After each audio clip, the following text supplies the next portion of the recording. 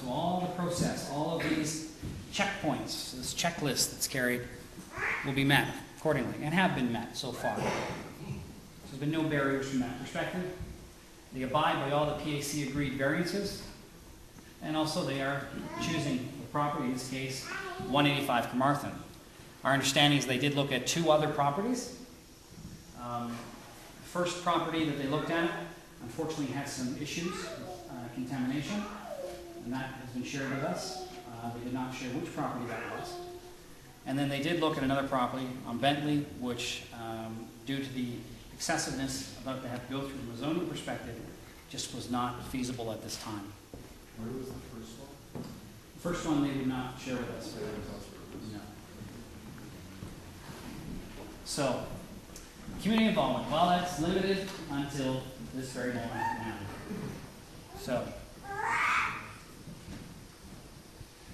So for Tannery Court, the proposal. Now the proposal is basically what we can glean from available documentation. So I'm not going to go out and start quoting the TJ.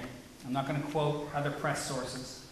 We need to deal with what's real, because a lot of passion comes up, a lot of concern, a lot of subjectivity comes out. But the reality is this is what the project is according to available documentation. So, for the building, it's explained that the subject site was chosen because of its close proximity to grocery stores, pharmacies, church organizations, banks, and local park, and has access to public transportation. I think that's our first challenge, folks. I'm pretty sure with the community kind of living like this. If they brought that with them? I'm hoping. So, that's our first challenge here. It'll be a 3-story building with 51 bedroom apartments. It will be 1 2-bedroom apartment for the live-in superintendent. It's also been noted that there will be barrier-free access units or wheelchair accessible units. So we'll have an elevator, that sort of thing. Tenants will have a recreation lounge, a common laundry facilities, and a common outdoor space. So this is the proposed site. So Queen Street running across the top here, and 185 Carmarthen. It takes up this whole end of the block. It's a fairly large unit in development. Making some more space. That's great. So, proposal for the people. And again, this is what's documented. Because we're not going to go too venture, we're not going to go with what we've heard elsewhere. We're going by what's been documented and laid out to us. And what that is, there'll be non-elderly singles with fixed or limited income. They will come from the Department of Social Development's waiting list. All applicants will undergo a screening and interview process. And tenants will pay no more than 30% of their income.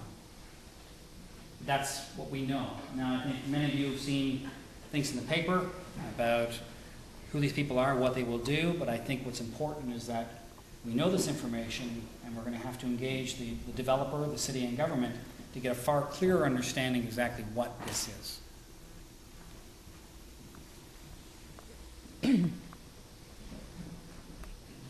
So for the operation of this, residents will participate in the operation of their building. So Avide, for those who are unaware, is actually owned by Co-op Atlantic. So it is an arm of Co-op Atlantic that takes care of all their real estate, their buildings, all of those sorts of things. So as such, the way they're approaching this is that residents operate in more of a cooperative manner. So that is being applied. So residents do participate in the operation of the building. They'll basically participate in coordinating tenant events inside the building and otherwise. And also, residents will participate in planning operational spending, which will enable the residents to contribute to the success of their housing community. Again, this is documentation that we've been able to look at, which is actually solid. So our community, well, where do we begin?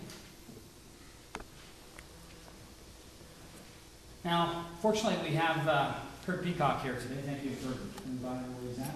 Somewhere here. Over in the corner. Right there. And his research estimates the development could potentially increase the South End's area already high poverty rate of 47%. That's from 2006 census.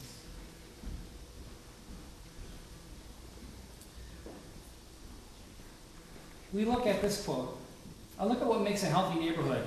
And a healthy neighborhood is one that contains people from all backgrounds and all income levels who are able to live together, says Narinda Singh, the general manager of Leinster Court.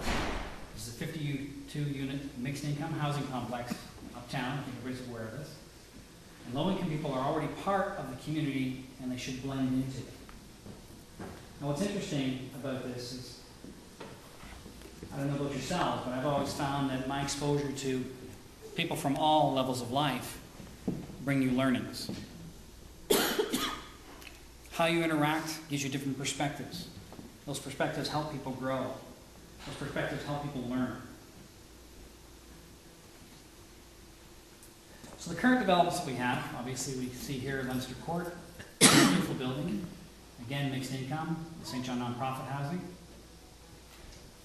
Quite suitable, quite nice that it's blended. And may I note it has parking. The next one we have is been proposed, the Abbey for the Church of St. Andrew, St. David, just down the way here off the Duke. Again, beautiful development, very much a community development, very much mixed housing. Other one, sorry? Parking. And some other recent developments, Wood Hollow Park Developments Limited, 10 Wood Hollow Park, 24 subsidized units, Fundy Harbor Estates with 33 subsidized units, and a 60-unit building on Technology Drive with 30 subsidized units for non-elderly singles and seniors. So the views so far, well, from the perspective of the South End Sustainable Community, we really believe heavily in mixed housing. We believe that it gives a very good balance for neighborhoods.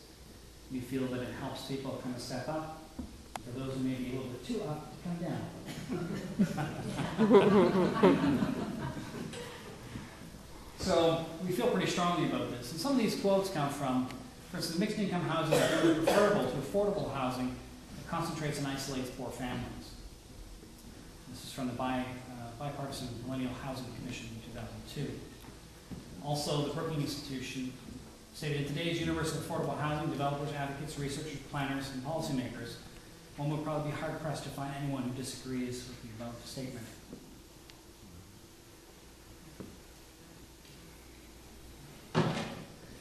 So, basically, we believe that we need mixed housing.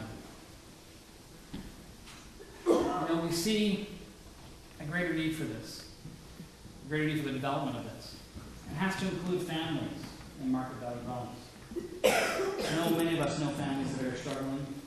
I know people, friends of mine who have children, single parents, trying to find a way to get to the end of this, as hard as they struggle. They too are just as deserving of a place to live and some help along the way.